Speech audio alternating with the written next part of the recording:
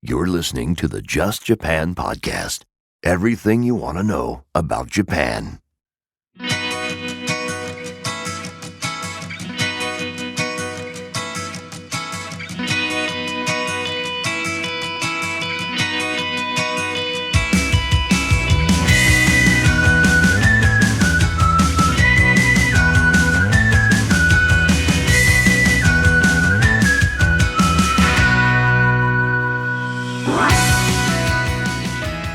Hey there, folks, and welcome to episode number 194 of the Just Japan podcast, everything you want to know about Japan.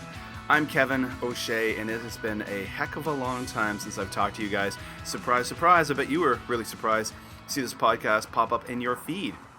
Well, it has been an extremely long time, many months since I've put out an episode, and you know what, I'm not going to make excuses. Here we are. Let's celebrate the fact that we're back.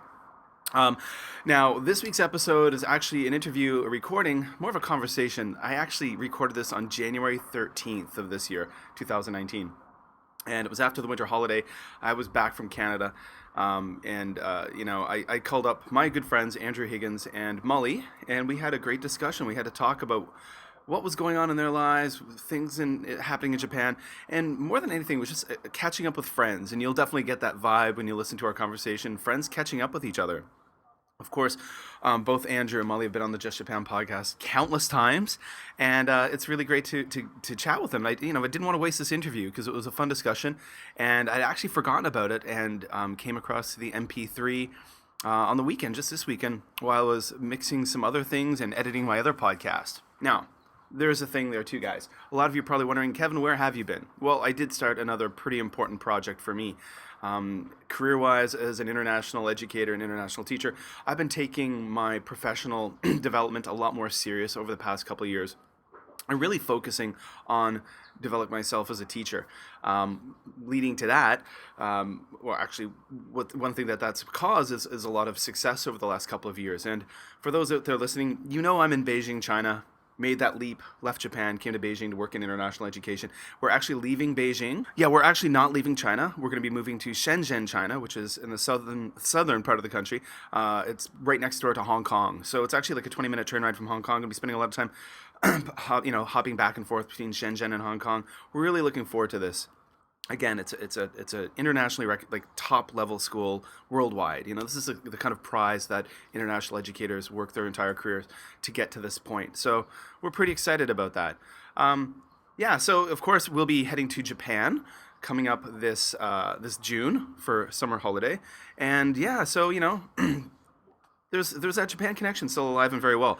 Now, I wanted to revamp this podcast because I was contacted by my friend Felicity Tillich, who you might remember from the episode where she did a documentary about third culture kids. Well, she's got a new movie about Japan, and I've got to watch that movie, and we're going to get Felicity back on the podcast to talk about that. So, jumping back over to the project I've been working on, I started another podcast, and I've been very invested in that. It's called the Making Better Teachers podcast. It's a weekly interview podcast where I talk to different teachers from around the world about different aspects of education. So go over to makingbetterteachers.com. Go check it out. It's on iTunes, Making Better Teachers podcast, and that's where my passion is right now. So I'm sure some of you out there are teachers, and you would like to listen to that. So please, again, come on over and check it all out at makingbetterteachers.com. You'll see what I've been doing. All right, so let's move on. Let's listen to our conversation with Mully and Andrew Higgins about just life in Japan and just shooting the breeze.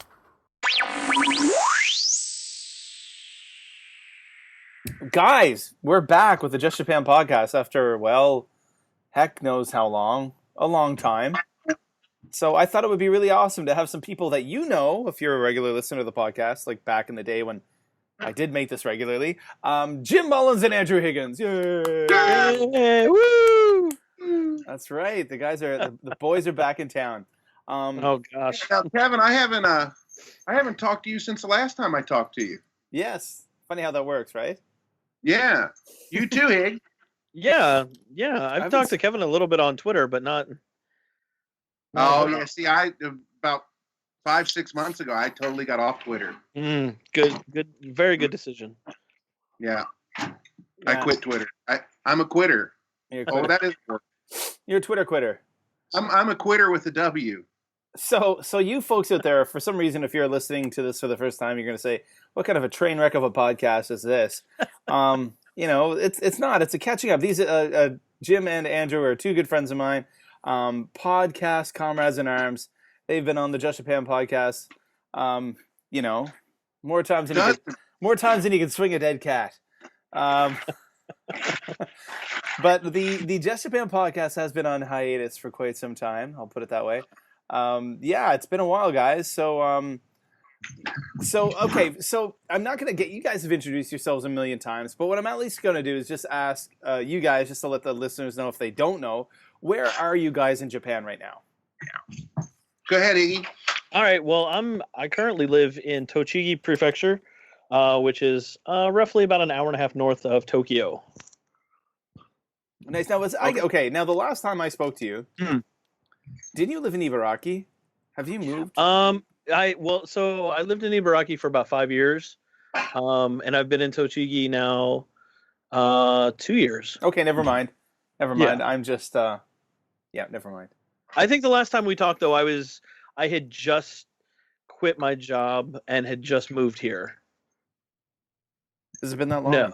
No. I've talked to you since then, but yeah, but yeah, but we're going senile. Yeah. Jim, where are you?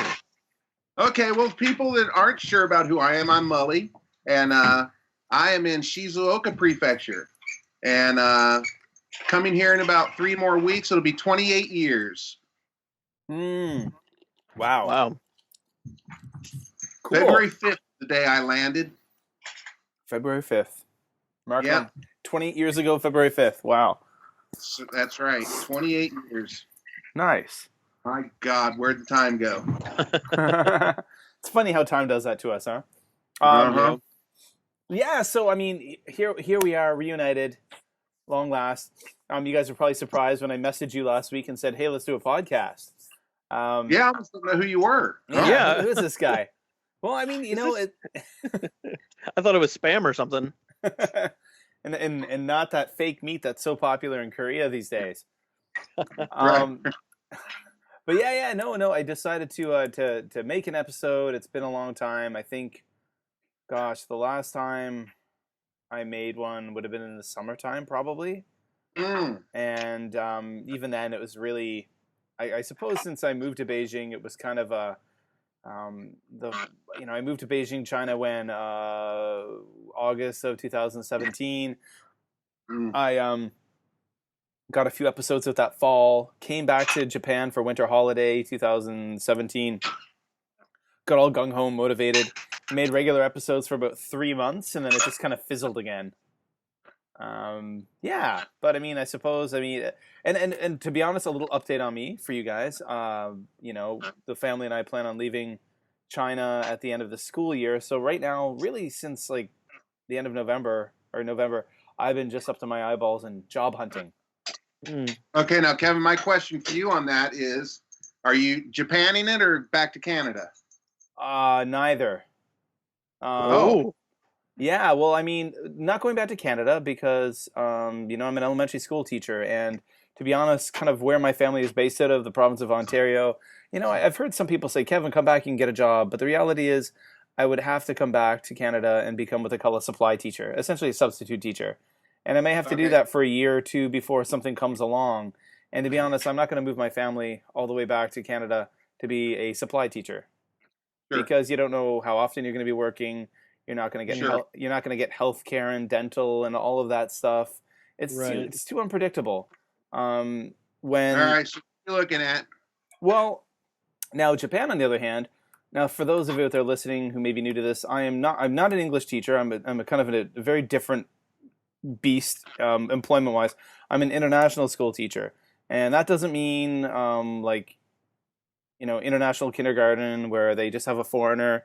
We're talking, how shall I say? I'm an elementary school teacher teaching elementary school to foreign Native kids.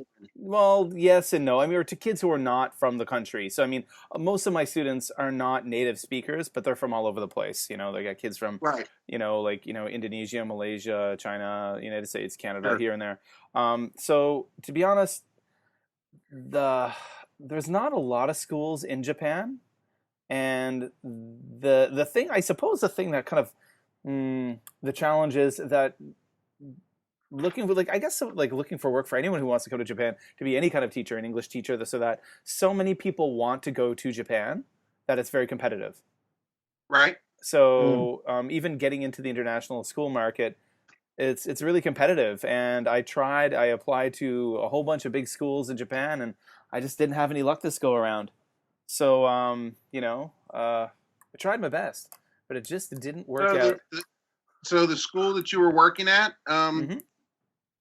couldn't get back in there?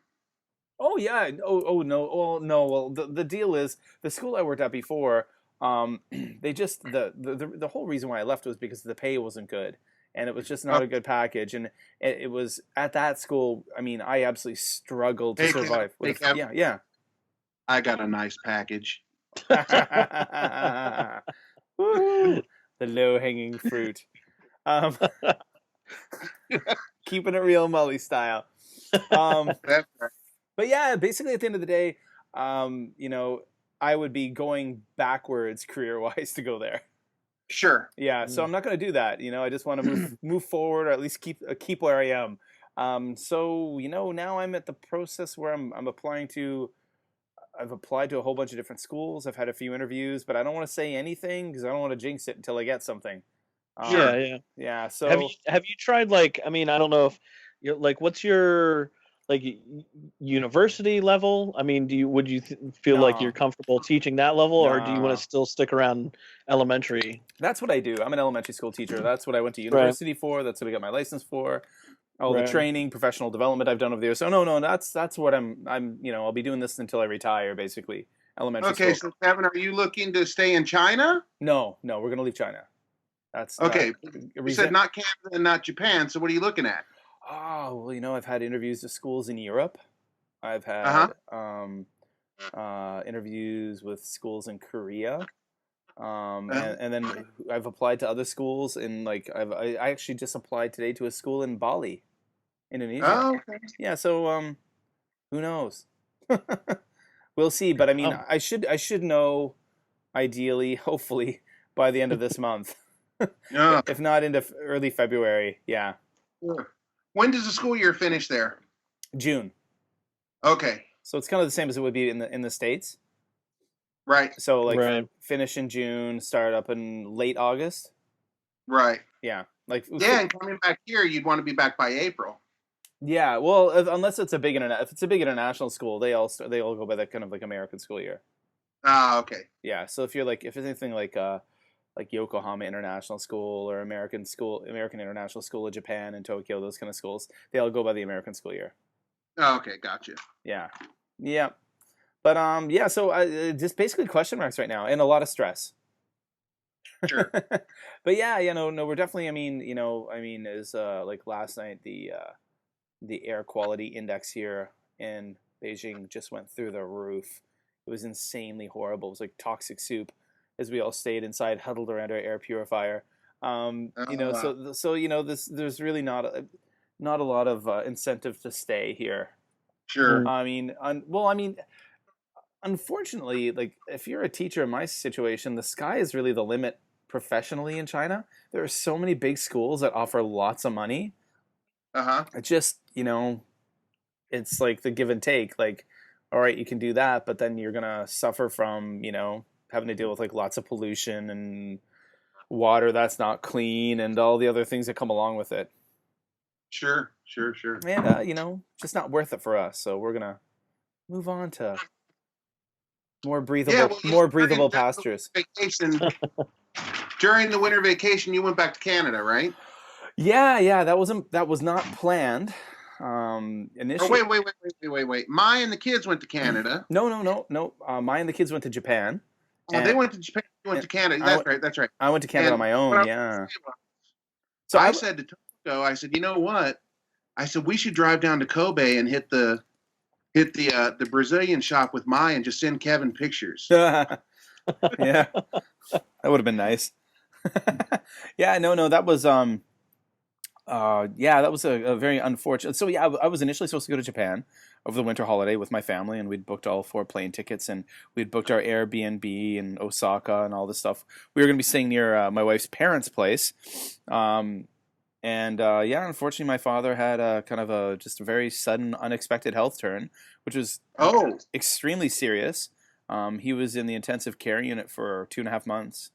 They didn't think he was going to pull through. Actually, from what I was told when I got there in December, none of the nurses or the doctors that worked on him the night he came to the hospital, they didn't figure he'd live through the night. And that was in October. And now he's doing great. I mean, he's going to be in the hospital for several more months. It's a journey, but he's doing so much better. Like, just every day he's improving a lot. So that's good. Just one of those like. May we ask what the complication was? It was just he just unfortunately, I guess, being in the wrong place at the wrong time. He was traveling in the Mediterranean for his wedding anniversary, him and my mother, and he just caught a very rare form of bacterial pneumonia. Wow. So it's just like out of nowhere. I mean, he was doing well up until that point, and then, I mean, it's just one of these, and then it was just like complication after complication after complication happened. Sure. So it's kind of like, I think, like, my brother and I talked about it. It kind of, one way to put it in perspective would be like, for example, do you guys remember when Jim Henson died? Jim Henson, Jim Henson, the creator of the Muppets. Yeah, like he was basically like a healthy guy, and then he got like flu-like symptoms, and he went to the hospital, and like a week later, they're like, he's dead. And really? I thought. Yeah, he died of also kind of like very kind of sudden, like kind of bacterial infection or something. Why was that some kind of weird pneumonia? Like a pneumonia thing, like kind of similar to what my father caught. And I'm not joking here. Why do I? This isn't a joke. Why did I think he died of AIDS? I have no idea why. I think that might have been the rumor for the longest time, because it was a pneumonia type thing. Sure. And I never heard that. Because you don't actually die from AIDS, you die from complications from other. Yeah, and so I think at the time, because it was during that time in America, that a lot of ignorance flying around, I guess. Right, a lot of people didn't know about it, and so I think because same thing, Jim. I always thought. Yeah, that it was like an AIDS thing, but it was some kind of weird pneumonia. Yeah, it was like a real kind of freak, sudden, unexpected thing. So now I kind of like I have a bit of perspective, like how that kind of thing can happen, because my father went in and he got sick. He went to the hospital, and it was just like one thing after another, complication. It got worse and worse. But so I made the choice to go back and spend 3 weeks with him over the holiday, and it was fantastic to go see him, but it was essentially I was just in the hospital all day, every day. Right. And that was it. And then I came back to Beijing and met up with the family. So, my wife and kids had a fantastic time in Japan, which is great. That's what I wanted them to do. I didn't want them to come to Canada, and, that would not have been a good time for the kids, And it was. But now he's home and doing well? Pardon? Now he's home and doing well? No, he won't be home until probably, I'm going to assume, at least late spring or so. And then modifications will have to be done to his home, and to kind of make it a bit easier for him to deal with. But yeah. Oh, really? Yeah. It was a very life altering thing. Very life altering. So, craziness. I'm not going to go into super details, but yeah, but completely unexpected. Like, how old is he? He's 72. Wow. But just out of left field, man. Just out of left field. Sure. Like one of the things, man. But yeah, so that's kind of depressing. But on a brighter note, the family got to enjoy Japan. Like you said, it's catching up, right? What's that? You said we're catching up. So exactly, we're catching up. So you guys, I've not talked to you guys in a dog's age. Jim, let me know. Like, I know that you said you've you're not on the Twitter anymore, but I know you do have it hooked up to your YouTube and stuff, because the other day I was surfing around on Twitter and I came across one of your YouTube live videos of you driving, I think, to work in the morning or something with Tomoko. Mm-hmm. So you're still doing the YouTube stuff, huh? Not much. Those videos are some of the first ones we've put out in quite a while. Okay. I've mainly been on Facebook. I haven't really been doing YouTube or anything all that much. I'm trying to put out a video today, actually. Actually, one from here in the house. It wasn't one of these live ones. Okay. And I did a live thing the other night with my mom and my stepdad. But my stepdad, he wasn't aware of what was going on at the beginning of the broadcast, Okay. and he started complaining yesterday. Oh, I look like a bumbling fool. So I just, can you take that down? And then it's like, I'll just forget it. So I just privatized it. Oh, okay. But yeah, it's getting some pretty good views. Yeah, I'm kind of I guess with the political climate, I'm just kind of getting burned out on social media. Oh, I see. I'm getting burned out on the ugliness of the way people treat each other. I suppose with me, the whole reason why, now I don't know if you guys know, but I mean, it was a thing where I got like locked out of my Twitter account. I got frozen out of it, and I could never get back into it. So that was it. I lost my Twitter account. Okay. So my Jalen Kev, so it's just like done, and I just gave up on it. So I had this like teaching Twitter account, and Right. it was just like very professional stuff for like teaching and this and that. So I decided to have a go at that, and I've been, growing that, and it's mostly teaching related stuff. But I do put like some Japan stuff, travel stuff, nature, Sure. photos, my photography stuff. But I think with my Twitter, I've just been mostly focusing on it's professional. So it's just all teachers from around the world, and I'm just interacting with teachers. So I don't have that. I'm not dealing with the political stuff in there, and I'm not subscribed to the news feeds that would be like pushing that my Sure. way, and I'm also not following people who are into that. So I think Right. so I'm on Twitter a lot, but I'm not. Yeah, Yeah, my I'm Twitter insulated. account. My Twitter account right now, I'm following my wife and my dog, and then a guitar company, a guitar amp company, a pickup company, Mm-hmm. a Van Halen podcast that I listen to, and the guy that runs that podcast. That's it. I follow 9 people. That's my entire Twitter following base right there. And like you said, my video has been getting tweeted out from YouTube. That's like an automatic tweet. Mm-hmm. As of January 31st, that function stops. Oh, really? Yeah, Oh yeah, I got that email. YouTube won't be automatically tweeting anymore. They want you to engage with your viewers, right? So yeah, me sharing it rather than them sharing it's me engaging. Right. So on that note, Andrew, are you engaging? I mean, I haven't I haven't engaged in a while. It's been since, oh goodness, the last video I put up was probably before Christmas vacation. So, I mean, yeah, kind of the same thing. It's just like none of my videos were ever in like political or intended to be or anything like that. So it wasn't like I was, hiding from that. Like I feel like my stuff was at least trying to be helpful to people that want to be teachers in Japan. So I still feel like that's a viable thing, and I still get questions from people about teaching in Japan. So that's why I've kept up with like the Friday video stuff.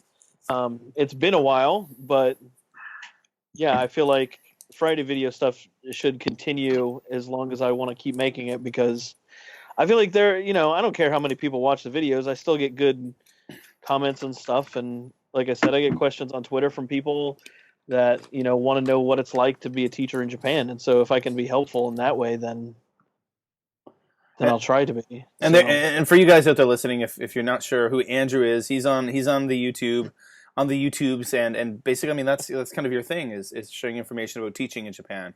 Yeah, and I've tried not to be. I get in trouble on Twitter because sometimes I get bored and then I start spending too much time on Twitter, and yeah. Well, I think I won't go into details, Andrew, but remember a few years back, you and I both got into trouble on Twitter together when we I remember that. we started joking around about certain things, and out of nowhere we got like we somehow offended a very big I'll just say a very big content creator. And out of nowhere, their army of fans descended upon us, and we're just like, "Oh no, run for cover!" Yeah, that was. When we get offline, I want to hear this story. Yeah, we'll tell you about it offline. It was just some off the cuff remark, and it wasn't directed at anybody. And we were just we were like kind of giggling to each other back and forth. and that someone and we had no idea that like someone was watching. Someone that was bizarre. It's like you never know who's watching you on Twitter, who's lurking, right? I had even gotten a message from someone else that was like, "Hey, I can reach out to this person and let them know that you were just kidding." Like, and I was like, "No, it's fine. Like, we'll just delete the tweets and we will mute the accounts of people harassing us, and we will move on." And was that other person? Was that person who reached out to you another kind of large person in the content creation world? Yeah. Okay, I was reaching. Okay, a kind of another big person reached out to me and told me they would try to help things out. Oh well. And I was like, no, I appreciate it, but like, because that's the thing is like you can't tell when people are being sarcastic, and you know anybody that's going to follow me on Twitter should know 99.9% of the things I say on Twitter are sarcastic, but you can't. This day and age, you can't tell who's being sarcastic and who's being serious about the things they say, and so that's why I get myself in trouble. I suppose that's kind of part of the whole what has to do with like the kind of social climate of things and political climate. Sometimes you're not sure if like things are is it satire or not satire or this or that. But, right. Yeah, one thing I wanted to point out, like Higgins said, the stuff that he puts out isn't political. Neither is my stuff. I don't put out anything political. I'm just, every time the other day, like I opened up Facebook and it seemed like every other thing coming down the news feed was something to do with politics. And I was like, I don't even have interest in politics, so I'm like this might be the year that I quit Facebook. Yeah, I used to have interest in politics. I used to really get fired up and passionate about stuff like that, and it's just as of the past couple of years, it's like I can't even. It's like I don't even want to talk to anybody about it anymore because it's just you can't have a normal conversation with anybody anymore about things. Right. So yeah, well, I suppose that's why. Like I made I don't want to say made a vow. I actively make sure that I don't voice any political opinions. I don't share articles and stuff about it. I try to keep my social media free of that stuff. At least, I find myself, reading things that make me want to reply, I'm like, yeah, well, me too. Me too. And then I just kind of, I want to get involved in this. Yeah, exactly. It's nothing good will come of this. Yeah. Yeah. Especially on social media. What was it? I saw a really good meme that said, life is short. Let's spend it on the internet arguing with things we can't change. Yeah. Nice. Yeah. Okay, so, I'm curious. So, okay, Japan, you guys are, the winter holiday season has come and gone. I know that, Andrew, you went back to the United States. I was looking at your pictures on Facebook and stuff. Yep. Jim, you were in Japan. Did you have that I think in the past you used to have a Christmas party every year, right? Did you guys do that this year? No? Didn't do it, no. Oh, okay. And you know what? I spent my entire winter vacation off of school. I was off for 3 weeks. Okay. But I still had private lessons and Skype lessons. But my days were completely clear because I didn't have to go to school. So I was off for 3 weeks. And I think in the 3 weeks, I only went out of the house like 4 times. Oh, really? And at one point, I realized that I had been in the living room for 3 days. Other than to go to the toilet, I'd been in here for 3 days. I hadn't showered. Oh my God. Hadn't brushed my teeth, hadn't done anything. And I was like, oh God. You're like hikikomori. What's that? You're like the hikikomori, right? You're just like yeah. I was like, yeah. Just watching your anime and even, Tomoko just slide the food under the door.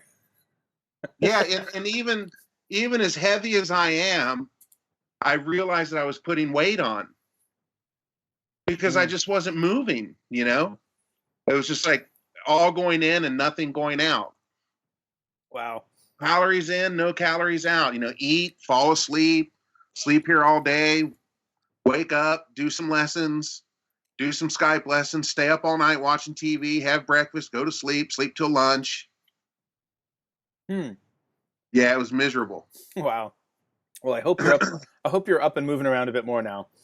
Yeah, Well, you're back to work, right?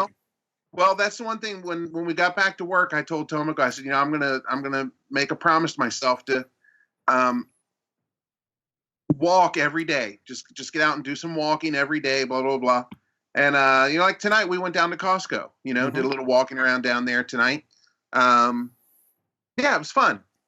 Because I'm not the hikikomori type. You guys know me. I'm an outgoing guy, right? You were just dabbling in it during the holiday. Yeah, I was a couch potato. Testing it out to see if you could. Let me put it to you like this: if you could spend the next 3 years in a bedroom, do it full time. I got Tomoko gave me the Amazon Fire Stick for Christmas. Nice. So over the 3-week vacation, I got through all 9 seasons of Seinfeld. Wow, wow, that's impressive. That took some dedication. Yep. There you go, guys. That's what we call living the Japan dream. That's right. So Amazon Fire TV, and a couch. Yeah, I think the couch has a permanent dent in it. Okay, I'm curious. Has anything been going on with the Mully's Place podcast? Not at all. It's kind of like the Just Japan podcast. Yeah, Dave and I did one a couple weeks ago, I guess. Okay. Maybe before Christmas, I guess. And I've got some lavalier mics that I'm dying to try out. Mm-hmm. For me and Dave. Yeah. So whenever we get a chance, I guess we'll do another one. Yeah. Right on. Cool. I was just, curious if I was the only podcast slacker out there. But I mean, I do have a new one. I've actually put together a new podcast, which is non-Japan related. So it's all teaching stuff, since that's kind of what I'm up to my eyeballs in every day. So I actually just submitted that one I uploaded the first episode today to the hosting service and submitted it to iTunes. So okay. So that could take anywhere from a few days to a week or so before that's up on iTunes. And once it's up on iTunes, I'll share more information about it. Okay. But yeah, teaching stuff, Yeah. Very cool. So Andrew, these days, yes. What are you doing to keep yourself busy up there in Tochigi? What's it like up there? What's the weather like? Are you guys up to your eyeballs in snow? No, we don't have any snow. Last year I think we had one day where we had a snow delay or canceled school because of the snow. We don't have.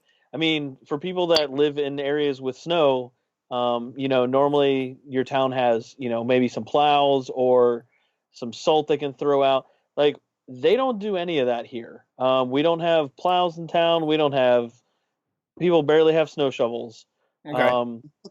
And so any amount of snow, you just kind of hope that it melts off before you have to go to work in the morning, because otherwise you're just driving in the snow, because there's nothing. Like, they don't clear. If you live up in Hokkaido where they get snow all the time, yeah, they have snow plows and they have stuff to clean the streets off. Here, it's nothing. It's in the town that I live in Utsunomiya. It's over 500,000 people.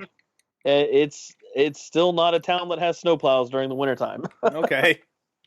So, but what about like Mully, down where you are? You guys get snow, right? You're in Shizuoka, Mount Fuji and all that stuff, no? Mount Fuji gets snow, but we don't down here. Okay. No, it doesn't snow in Shizuoka. No, not at all. Much like all the years I lived in Kobe, I suppose. Yeah, I think in Kobe I saw snow like twice, and then that snow was like basically a dusting that melted away as soon as the sun came up. Yeah. Like I said, I've been here 28 years, and I've only seen snow here twice in that time, and both of them were at night, and just flurries. Nothing sticking. Okay. Well, there you go. No weather here in Beijing aside from pollution. Right. No, but no joke. Like, this is an urban desert. So last winter, I believe it was 152 days with in a row with no precipitation. So wow. No snow, no rain, nothing.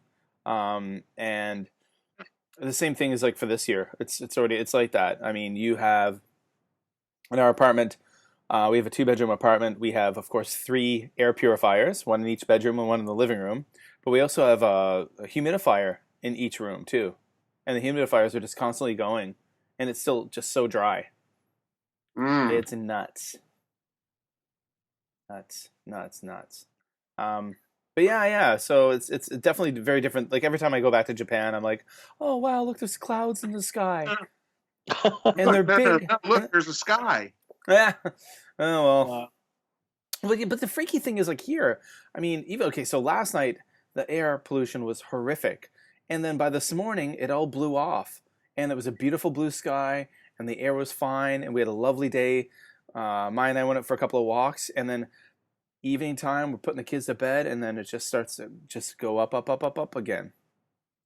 So and then I'm sure it's gonna be really bad tonight. It's really weird. So instead of, I mean, we don't have air. Like, some places have snow days. Here, Right. no matter how bad the air gets, the school isn't canceled because our buses have air purifiers, and then the school's all filtered, all the air. So basically, what happens is the kids get dropped off, and then if it's a bad air day, they just they don't go outside for recess. They just stay inside until it's time to go home. Yeah. Wow. Yeah, it's really interesting. Just seal us all up inside. Yeah. Yeah, and then you got all these. Tell me something, Kevin. Living over there, do you ever see any of those? You ever see any of those people run out in front of cars and act like they got hit? I've never seen anything like that before. No. Okay, I see that every once in a while. I'm just wondering, is that over in China or? Could be. I know it happens a lot in like Russia. The like insurance scam. Right. That's why a lot of those people have those dashboard cameras now is to protect themselves against insurance scammers and stuff like that. Yeah, in Russia, basically everybody has a dashboard cam, right? In Russia, it's blatant. Like they'll run up to a car that's like sitting at a red light, and they'll like just run and jump on the hood and then fall down into spasms. Are you thinking of a new kind of part-time job for yourself here? No, new source of income. This whole teaching thing doesn't work out. Yeah, I'm gonna start jumping on the hood of cars and pretending they hit me, sue them. Yeah. Wow. So I mean, okay. So Andrew, as far as work goes, you're doing the ALT thing. You're still working for a Board of Education.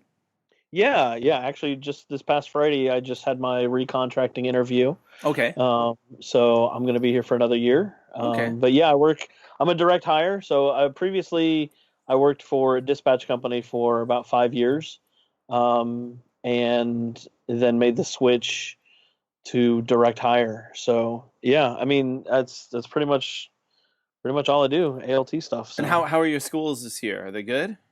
Good, yeah. No, last year I had 3 schools. This year I'm down to just 2 schools, which is actually the first time I've only had 2 schools in about, 5 years or so. I usually have like 3 schools. Mm-hmm. So yeah, a little less workload, but also because the way that things have changed here in Japan with the grade level that they start actually requiring English. So I have a little bit more work, but less schools to go to. So do you have like one junior high school and one elementary school? Yeah. Okay. Yeah. So my junior high is my main school. That's where I get all my emails. That's where I get that's my home base. And then, I kind of go to another elementary school a couple days a week and teach classes there for them. And then, if I've got time left over in the day, or if I've got other stuff that needs to be done, I can kind of pop over to the junior high and do lesson planning stuff over there, or have meetings with the teachers. If I've got time in the rest of the day, I kind of have that freedom to just kind of say like, hey, I'm finished here, guys. I'm going to head over to my main school. I've got, a meeting to do, or sometimes it's good to just meet with, because my junior high is so big that there's actually 2 ALTs that work there. Oh, okay.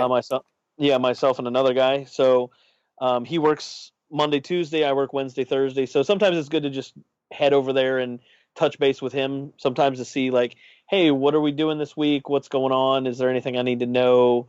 You know, that kind of stuff. So it's pretty good to have that freedom that, now that I work for the city, I can kind of do what I want without having to feel like I've got to ask permission to use the bathroom, basically. So Okay. Well, that sounds like a much better situation to be in. yeah, it's a lot better than the whole dispatch thing. So Nice, nice. And Molly, you're still at that same school you've been at for a long time, right? Yeah, 14, 15 years now, I guess. Yeah. wow. Cool. Yep. And you're still with the wee ones, with the little ones? Yes, sir. I teach first and second grade. Nice. But you don't teach the older grades, right? You don't teach high school or middle school or Nope, anything, do you? not anymore. I used to. Well, my school goes from kindergarten all the way through to high school, and I used to teach the junior high and high school, Okay. but now we've got five of us there. Oh wow, really? Wow. So they got the junior high and high school covered. So I teach first and second, and then we've got somebody who teaches third and fourth, and somebody who teaches fifth and sixth, and then we got two guys that cover the junior high and high school. Once upon a time, was it just you and Kurt at that school? Yes, it was, and we were doing like 28 lessons each a week. Yeah. Wow. Nuts. Yeah. So I cut back to part-time, and so I just teach Monday, Tuesday, Thursday, Friday, just in the mornings. Mm-hmm. And that because of that, because I switched over to part-time, only working in the mornings, that's when we got the dog. Oh, okay. Because I get home in time. I get home early enough where the dog won't have to be here all day by himself. It's Mhm. 4 or 5 hours in the morning. And how old is Opie now? Opie is 3.5. Wow, time flies. Wow. Yep. I remember when you picked up that little ball of fur. Yeah. Initially. Yep. Yeah. Yep. Cool. He's sitting right behind me right now. He's curled up, and I can get that warm puppy smell. And now I would like to talk to Opie. I wonder what his thoughts were about your holiday antics and your Seinfeld antics. Well, he was glad because we've got this enclosure that we keep him in when we go to school, when we go to work. Mm-hmm. It's not small it's like 140 centimeters round. It's like an octagon. It's kind of like a tent, Okay. I would say. It's like tent material, and then it's got the like the mesh windows all the way around it. Okay. And it's got a mesh top that zips open and closed, and then the door that mesh door that zippers shut. So he's got a pretty big space that he can that we keep him in, and the reason we do that, it's there are a couple reasons behind it actually. Most people just leave their dog running free, but like I've got my diabetes medicine sitting here on the table, blah blah blah. Now it's not laying out, but he could still possibly knock something over and get into it. So just for his safety, what if he was decide to chew on a cord, or so just to keep him safe and to make sure that we're and the other thing is he tends to, well, I don't know if he likes it, but he tends to clean up after himself if he messes when we're not here. Okay. Oh. Yeah. So he likes to swallow a Tootsie Roll every once in a while. Then you get that nice little doggy breath as he licks your face. Hello. Oh, Opie. But when he's in the enclosure, he won't use the bathroom in the enclosure. So Okay. So that's another reason, So and it's just for a couple hours in the morning. Yeah. And like I said, he's got plenty of space in there. I mean, he's a like 8-pound dog. He's a little tiny dog. So yeah, we keep him in there, and but obviously he doesn't want to be in there. Mm. So The winter holiday, I guess he didn't have to be, right? Yeah, with me being home all the time, he was free to hang out with me, and of course I'm not a very active person, so I would lay down here and fall asleep, and he would jump up and fall asleep on my stomach. and the two of us would just, nap all day. Sleep the day away. Mm-hmm. Wow. There you go. There you go. Two peas in a pod. Yeah. So, Andrew, I suppose your winter holiday wasn't quite the same. You went back to the States, huh? Yeah, and without too many delays, thanks to Air Canada, I almost didn't make it back. But yeah, it was quite an eventful trip. Hold on, Andrew, are you Canadian? No, I just fly Air Canada. I have a friend. Okay. I have a friend that works for Air Canada, so I get a discount. Oh, nice. Yeah, I thought you were American. Where are you from? So my parents live in Pennsylvania now, so Okay.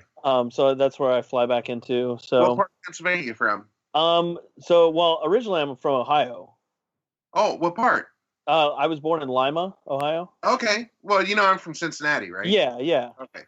Yeah, so I still have my grandmother and aunts and uncles. They most of them still live in Ohio. So, but just because my dad's job kind of moved us around, and so they ended up in Pennsylvania. Okay. So that's where.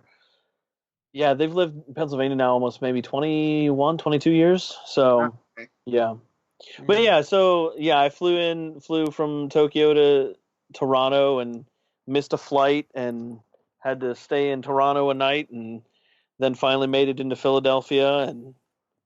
But yeah, no, it was a good winter vacation. As opposed to last year was just not emotionally a good winter vacation at all. Oh, okay.